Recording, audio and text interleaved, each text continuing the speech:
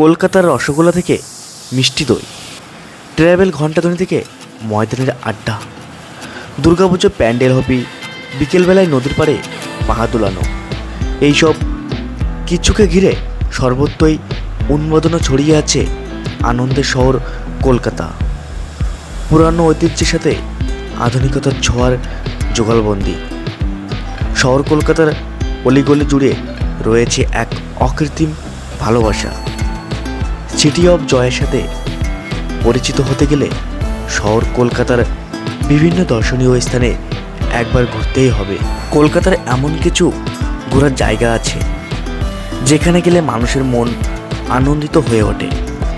সেসব স্থানে না গেলে কলকাতাকে চেনা বাকি থেকে যায়। তাই আজ কলকাতার তেমনই 10টি দর্শনীয় স্থান বা ট্যুরিস্ট স্পটের সন্ধান দেব আপনাদের। তো আসুন দেখে নেওয়া যাক। 10 নম্বরে থাকছে স্নো পার্ক।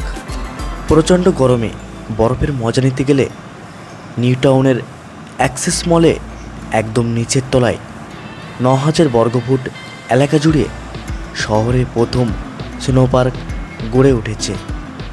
প্রচণ্ড গরমে কলকাতা ভ্রমণে এসে বরফের মজা উপভোগ করতে চাইলে চলে যেতে হবে স্নো পার্কে।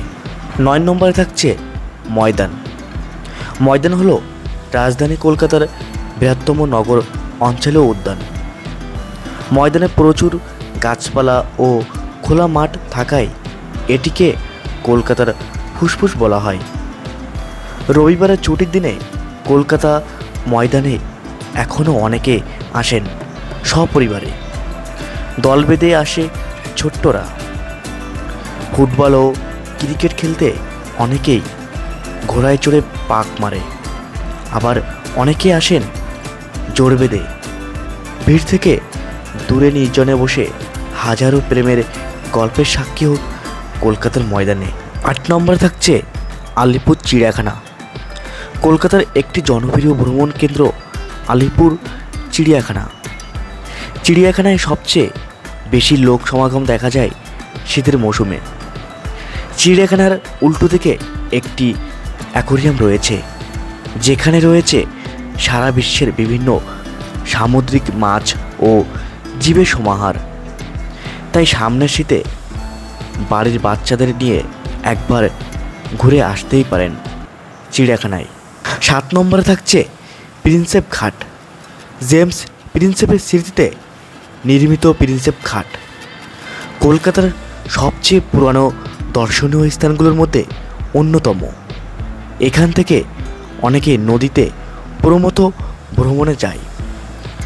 নদী তীরের অনেকটা অংশ আলোকমালা, বাগান, ফোয়ারা দিয়ে সাজানো হয়েছে।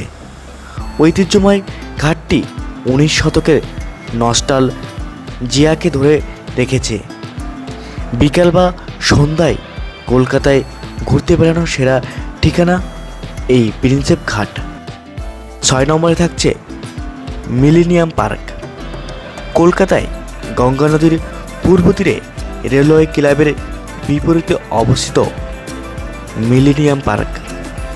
প্রধান উদ্যানের পাশে শিশুদের জন্য একটি স্বতন্ত্র ছোট্ট পার্ক রয়েছে, যেখানে তারা নাগরদোলা, স্লাইপস, দোলনা ইত্যাদিতে চড়তে পারে। এছাড়াও মিলেনিয়াম পার্কের ভিতরে বিভিন্ন সুস্বাদু স্ন্যাক জাতীয় খাবারও পাবেন। কলকাতার মিলেনিয়াম পার্কে ঘুরতে যাওয়ার শ্রেষ্ঠ সময় হলো সন্ধ্যাবেলা, যখন মিলেনিয়াম পার্কটিকে অন্ধকার আকাশের নিচে রঙিন আলোয় বিস্ময় পর মনে হয়।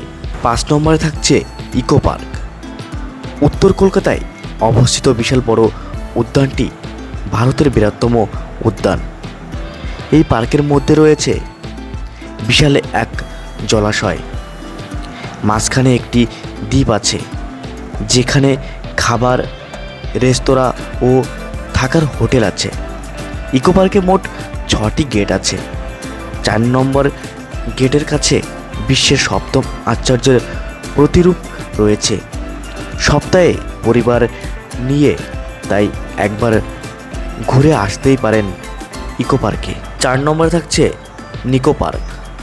সল্ট লেকে অবস্থিত মোট 40 একর এলাকায় বিস্তৃত চিত্ত বিনোদনমূলক পার্ক হিসেবে নিকো পার্ক রাজ্যের পর্যটকদের আকৃষ্ট হওয়ার অন্যতম স্থান।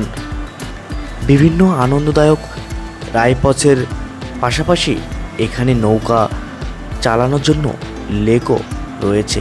3 নম্বরে থাকছে সায়েন্স সিটি। পূর্ব কলকাতার ইউএম বাইপাসের কাছে 50 একর জমির ওপর অবস্থিত সায়েন্স সিটি। এটি মূলত বিজ্ঞান সংগ্রহশালা ও বিজ্ঞান কেন্দ্রিক বিনোদন উদ্যান।